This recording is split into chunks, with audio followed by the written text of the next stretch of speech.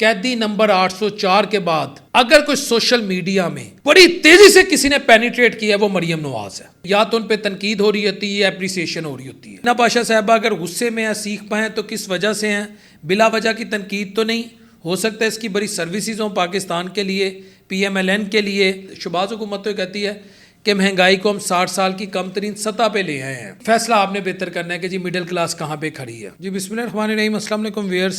आप ये मेरे पीछे एक तस्वीर देख रहे हैं जिसमें पाकिस्तान के 3 मरतबा के प्राइम मिनिस्टर मियां नवाज शरीफ साहब और उनके साथ पाकिस्तान के 2 मरतबा के प्राइम मिनिस्टर शहबाज शरीफ साहब खड़े हैं, लेकिन बीच में एक शख्स खड़ा है।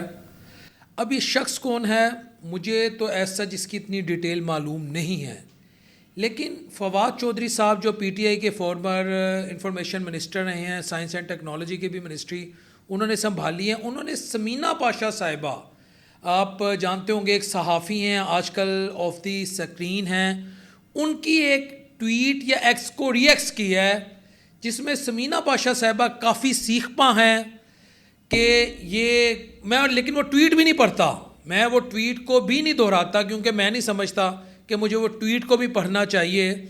कि अब मुझे अभी तक समझ नहीं आ रही कि समीना पाशा साहिबा, ये जो बीच में शख्स खड़ा है, मैं काफ़ी गौर व फिक्र कर रहा हूँ ये शख्स कौन है कि जिसकी वजह से समीना पाशा साहिबा जो हैं वो काफ़ी नाराज़ हैं कि ये क्या शख्स इन्होंने खड़ा कर दिया, लेकिन वो ट्वीट काफ़ी सख्त है उनकी। अच्छा, मैं जब इस शख्स पे गौर करता हूँ तो मुझे लगता है कि या तो ये कोई स्टेज एक्टर है या कोई ये थिएटर में काम करने वाला शख्स है, जितनी मेरी याददाश्त है। हो सकता है ये कोई इंटेलेक्चुअल शख्स हो, ये कोई बड़ा मुफक्कर हो और मियाँ साहिबान इससे कोई इल्मी, अदबी, सियासी और रूहानी गुफ्तगू कर रहे हो, ये मुझे नहीं पता क्या बीच की बात क्या है। मैं मुख्तलिफ पॉसिबिलिटीज़ रख रहा हूँ। कोई ये बड़ा वो भी इंटेलिजेंट शख्स हो सकता है या कोई मियाँ साहब का चाहने वाला भी हो सकता है। जो भी है ये बीच में शख्स है। देखिए इसके सर पे बाल नहीं है, इसने ऐनक पहनी हुई है, सेंटर में खड़ा है और इस पर बड़ी सख्त तनकीद हो रही है। अब ये कौन है, इसका किरदार क्या है, इसका अंदाज़े गुफ्तगू क्या है, इसका प्रोफेशन क्या है, ये क्या करता रहा है, खिदमत करता रहा है या ये खिदमत नहीं करता रहा। और ये शक्ल से मेरी अगर आप राय पूछे ना, मुझे स्टेज एक्टर लगता है कोई, क्योंकि एक्टर्स भी हमारे असासा होते हैं, वो थिएटर पे काम करने वाले, उनको मैं कभी डिग्रेड नहीं करता, पाकिस्तान का नाम रोशन करते हैं। लेकिन मैं तो इस पर तहकीक करूँगा कि ये कौन है ये जो बीच वाला शख्स है। अगर आपके इल्म में होगा तो आप ज़रूर बताइएगा। और समीना पाशा साहिबा अगर गुस्से में है, सीख पाएँ तो किस वजह से हैं, बिला वजह की तनकीद तो नहीं हो सकता। इसकी बड़ी सर्विसेज हों पाकिस्तान के लिए, PMLN के लिए, आम पाकिस्तानियों के लिए, और समीना पाशा साहिबा इन पे इस वजह से तनकीद कर रही हूँ कि उनकी राइवल सोच रखने वाली सियासी जमात का ये कोई कारकुन है। तो मैं इसलिए ये आपसे पूछ रहा हूँ कि आखिर ये शख्स ऐसा कौन है। और आज की हमारी जो दूसरी खबर है वो हम सब के आइडियल और पाकिस्तान के मकबूल तरीन, अगर मेरा ख्याल है कि जब कभी भी उस स्क्रीन पे आते हैं तो रिकॉर्ड तोड़ देते हैं और तमाम जो रेटिंग के वो जिसे कहते हैं ना लिमिट्स होती हैं, सीलिंग्स होती हैं, रेटिंग की छत भी होती है कि इससे ज़्यादा क्या सुना, वो भी क्रॉस कर दी जाती है। फ़हद हुसैन साहब, उन्होंने अभी हाल ही में उनकी एक मैं ये तस्वीर देखी है यूट्यूब पर, ये मैं आपके साथ शेयर कर रहा हूँ, जिसमें वो अब पाकिस्तानी अवाम को और बल्कि आलम इस्लाम के जो मुसलमान हैं 2 अरब, उन्हें फ़िट रहने का तरीका बता रहे हैं। क्योंकि मैं उनको पाकिस्तान तक तो महदूद कर ही नहीं सकता। पहले उन्होंने पाकिस्तानी सियासत में बड़ी खिदमत की है। मियां शहबाज शरीफ साहब के स्पेशल सेक्रेटरी भी उनके रहे हैं, उनके काफ़ी करीब रहे हैं। अब एक निजी चैनल है उसको भी लीड कर रहे हैं। तो अब मैं थोड़ा सा जो मुझे परेशानी है वो ये है कि इतने कद काठ का सहाफ़ी हो और एक दिन में सिर्फ 53 व्यूज़ हों, तो मुझे लगता है ये यहूद व नसारा की साजिश है कि कहीं इनकी वो वीडियोस देख करके आपने अपने आप को कैसे फ़िट रखना है, मुसलमान फ़िट ना हो जाएं और दुनिया पे काबिज़ ना हो जाएं। मुझे ऐसा महसूस हो रहा है क्योंकि ये 53 बंदों ने इन्हें देखा है, जो मेरा दिल नहीं मानता। ये तो बड़े पॉपुलर हैं, हर मोबाइल पे लोगों ने इनकी सुना है। मैं नहीं कह रहा, इनके बारे में जो इनका अंदाज़े गुफ्तगू है मुझे ऐसे लगता है, हो सकता है मेरी सोच गलत हो, मुझे आप लिफाफा या ये ना कह दीजिएगा इसका सॉफ्टवेयर अपडेट हो गया। भाई मैंने एक पॉसिबिलिटी बयान की है, आगे आप बेहतर समझते हैं कि ये कौन है कौन नहीं है, लेकिन मुझे ये इनके बारे में यही पता लगा। अच्छा, तीसरी आज की हमारी खबर ये है कि दानियाल अजीज़ साहब जो काफ़ी देर पास आती हैं मियां नवाज शरीफ साहब के और काफ़ी देर से PMLN में रहे हैं, अब पता नहीं किस वजह से अलहदगी हुई, वो बेहतर बता सकते हैं, या नून लीग का जो स्पोक्स पर्सन है वो बेहतर बता सकते हैं। लेकिन उनकी एक स्टेटमेंट है जिसमें वो ये कहते हैं 2022 से अब तक शहबाज हुकूमत ने मिडिल क्लास की खाल उतार दी है। ये दानियाल अजीज़ है जिनका नारोवाल वाली साइड से ताल्लुक़ है, जहाँ से एहसन इकबाल साहब, यानी वो ज़िला एक ही है, यानी वो कह लो ना पट्टी एक ही है, और बड़े बड़े वहाँ दलेर और बड़े बड़े खूबसूरत और पाकिस्तान की खिदमत करने वाले सियासतदान वहाँ मौजूद हैं। तो अब ये जो उन्होंने कहा है ना कि 2022 से अब तक शहबाज हुकूमत ने मिडिल क्लास की खाल उतार दी है। शहबाज हुकूमत तो कहती है कि महंगाई को हम 60 साल की कम तरीन सतह पे ले आए हैं। अब ये फ़ैसला मिडिल क्लास ने करना है कि महंगाई जनरल अयूब के दौर की है या भुट्टो साहब के दौर की है या आम आदमी की या मिडिल क्लास की इसने खाल उतार दी है। क्योंकि यहाँ मैं अगर कोई अपनी राय दूंगा, कुछ देखने वाले ये कह देंगे कि ये तो शदीद यूथ ही है। अगर मैं कह दूंगा जी महंगाई में कमी आई है तो कह देंगे ये पटवारी हो गया। तो मैं अपनी कोई राय नहीं दूंगा, लेकिन मुझे इतना राय देने का हक़ है कि मैं आम आदमी के पास जाता हूँ, आम आदमी के आगे जब मैं माइक रखता हूँ ना, तो वो जब अपने जज्बात का इजहार करता है तो मैं घर में बाज़ औक़ात डिप्रेशन हो के मुझे डिप्रेशन हुआ तो मैं घर आ जाता हूँ कि यार इस बंदे ने 3-4 करोड़ की दुकान है इसकी, इसने कोई 6 मुलाजम रखे हैं, इस बंदे की ये हालत हो गई है। तो ये एक मेरी राय है, लेकिन फ़ैसला आपने बेहतर करना है कि जी मिडिल क्लास कहाँ पे खड़ी है। ये खबर है, और 60 साल की कम तरीन सतह पे महंगाई है या नहीं है, ये खबर है। और अगली खबर वो है मरियम नवाज शरीफ साहिबा के मुतल्लिक। देखें, मैं आज आपको एक बात बताऊँ, मेरे PTI के अगर कोई 2-4 दोस्त ये वीडियो देखते हैं, उनको अच्छा लगे या बुरा लगे, मरियम नवाज शरीफ के इस वक्त जितने भी प्रोजेक्ट हैं 80 के लगभग हैं, क्या वो आवाम के फ़ायदे में हैं, नुकसान में हैं, ये फ़ैसला पंजाब की आवाम ने करना है। उनका ट्रिकल डाउन इफेक्ट क्या आता है, उनकी इम्प्लीकेशंस क्या होती है, उसके असरात क्या होते हैं, ये आप मुझसे बेहतर समझते हैं। लेकिन उस बीबी ने गुज़िश्ता 1 साल के अंदर अंदर कैदी नंबर 804 के बाद अगर कोई सोशल मीडिया में बड़ी तेजी से किसी ने पेनिट्रेट किया है वो मरियम नवाज है।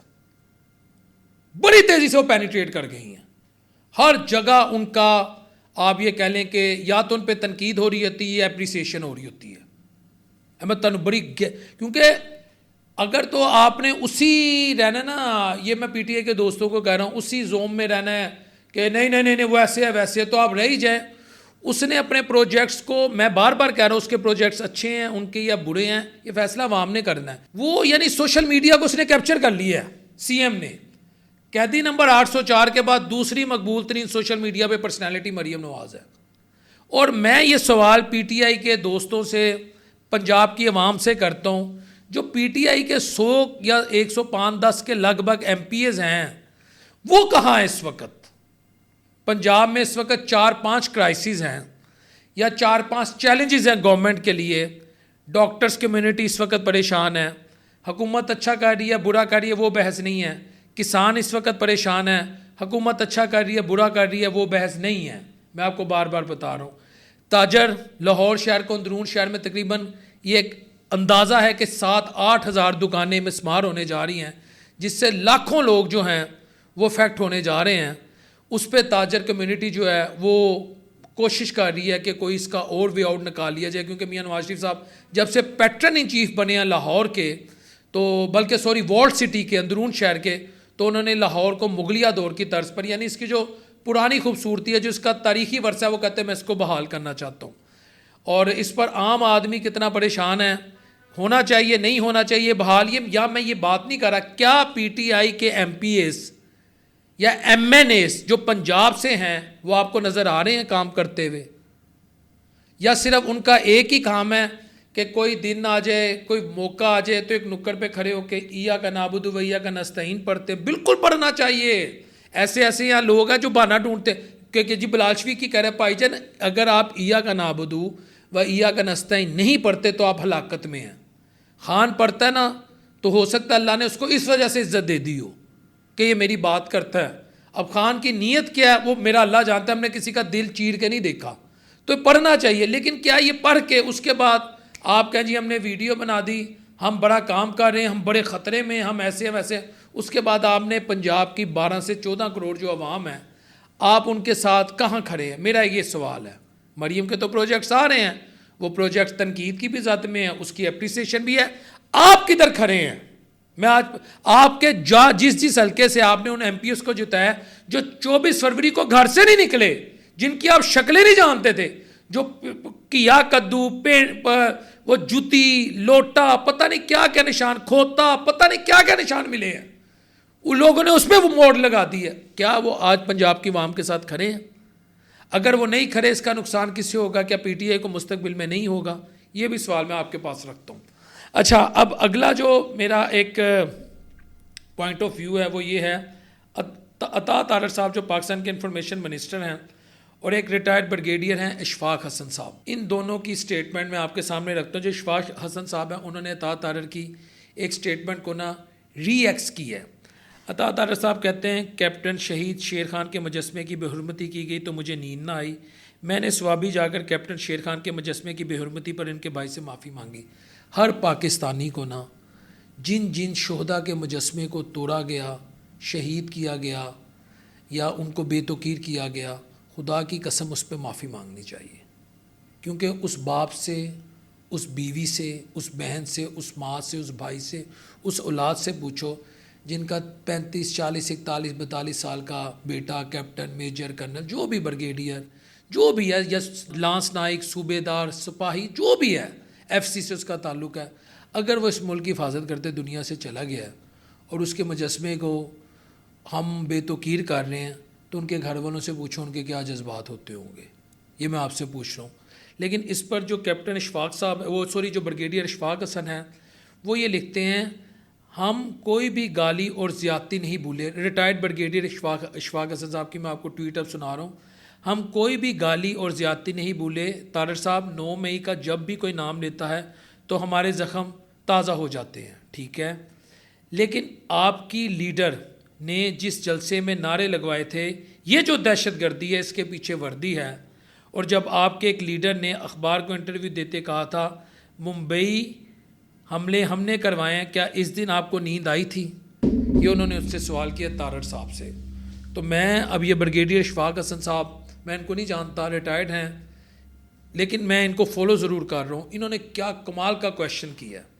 देखें, अगर 9 में ज़्यादती है ना, तो ये जिन्होंने नारे लगवाए हैं, ये जो दहशतगर्दी है इसके पीछे वर्दी है, उन्हें भी माफ़ी मांगनी चाहिए कौम से, उन्हें भी शर्मिंदा होना चाहिए, उन्हें भी उस दिन नींद नहीं आनी चाहिए थी। बल्कि मैं ज़ाती तौर पे समझता हूँ उन्हें ये नारा लगाना चाहिए था, ये जो सोनी धरती है इसके पीछे वर्दी है और हम अपने नारे पे कौम से माफ़ी मांगते हैं। इतनी मोरल करेज, इतनी अंदर मेरा ख्याल है इंसान के डिग्निटी होनी चाहिए कि अगर आप इस तरह के नारे मारेंगे तो उस दिन भी नींद नहीं आनी चाहिए।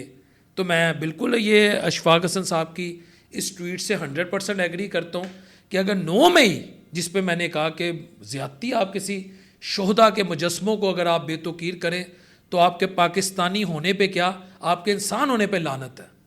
किसी शहीद के आप अगर मुजस्मे को पूछना उसकी बेटी से जो 12-14 साल की आज हो गई होगी कि यार तेरे प्यो ने जान दी सी फलां महाज ते ਉਹਦੇ मुजस्मे ਨੂੰ ਤੋੜਿਆ तो ਉਹਦੀ ਬੱਚੀ ਦੇ दिलों ਜਿਹੜੀ आह निकलेगी ना वो अर्श ला देगी। ठीक है, फ़ौज का सियासत में दखल नहीं होना चाहिए, मैं मानता हूँ, लेकिन मुजस्मे तोड़ना भी मुल्क दुश्मनी है, ये भी याद रखें। अगर आपका कोई इख्तलाफ है ना किसी से, उसको मैं डे फर्स्ट से ये बात कह रहा हूँ, लेकिन चूँकि अवाम में बदकिस्मती से एक ऐसा तबका भी है जो चाहता है तैश और गुस्सा और गालम गलोच हो, व्यूज़ आए और डॉलर्स आएँ, उनको डॉलर से है। आज कई उनमें से बाहर चले गए हैं। और ये भी जो नारा ना, ये जो दहशतगर्दी है इसके पीछे मैं तो बोलूँगा भी नहीं, ये भी फिर बड़ी ज़्यादती है। ऐसा नारा लगाए, ये जो सोनी धरती है इसके पीछे वर्दी है जिन्होंने ये नारे लगाए हैं, ताकि अपने माजी के गुनाहों का ज़ाला किया जा सके। ये मेरी राय है, आप एग्री भी कर सकते हैं, आप डिसएग्री भी कर सकते हैं, आप मुझे गालियां भी दे सकते हैं, आप मुझे जो मर्ज़ी कर सकते हैं। मैंने तो अपना मुकदमा अल्लाह पे छोड़ दिया, क्योंकि ये जब तक मैं सहाफ़त कर रहा हूँ ना, मुझे मेरा ये लगता है कि जो सच हो मैं वो आवाम के सामने लाऊं, जो सच हो वो मैं आवाम के सामने ले आऊं, और जो इसमें इस जितना भी मैंने ये पढ़ा इसमें जो सच है वो मैं आवाम के सामने ला चुका हूँ। बाकी इस दुआ के साथ कि अल्लाह अपने बीबी अलैहिस्सलाम के साथ हम सबके लिए आसानियाँ पैदा करे। अस्सलाम वालेकुम रहमतुल्लाहि व बरकातुहू।